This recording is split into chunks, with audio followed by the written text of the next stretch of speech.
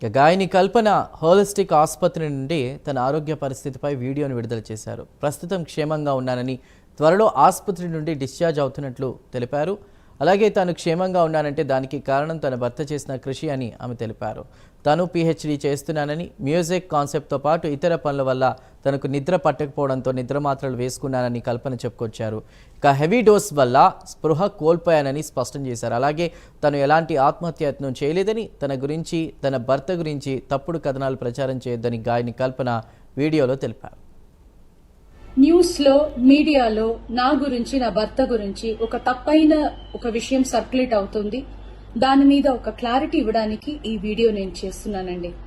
First of all I have to say I'm 45 years old. ఈ ఏజ్లో నేను PhD చేస్తున్నాను, LLB చదువుకుంటున్నాను. అన్ని మా హస్బెండ్ ఎంకరేజ్మెంట్ వల్ల.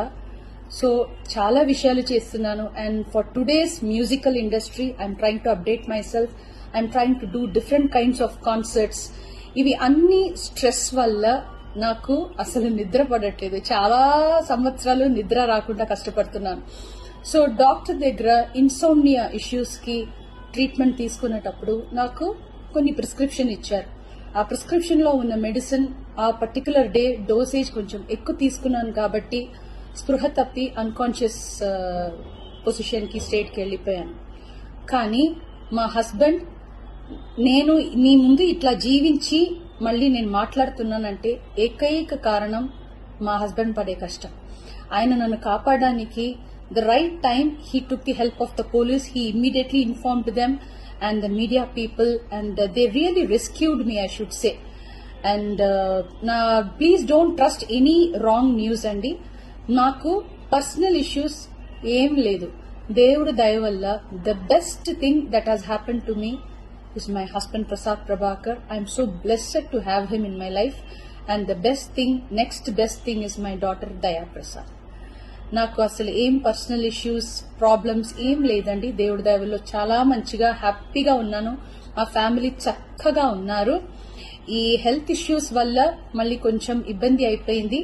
మళ్ళీ పాడడానికి, మిమ్మల్ని సంతోష పెట్టడానికి, ఎంటర్టైన్మెంట్ చేయడానికి ఐఎమ్ జస్ట్ త్వరలోనే నేను నార్మల్ కి వచ్చేస్తాను. మీరందరూ నా కోసం ఎదురు చూస్తుంటారు.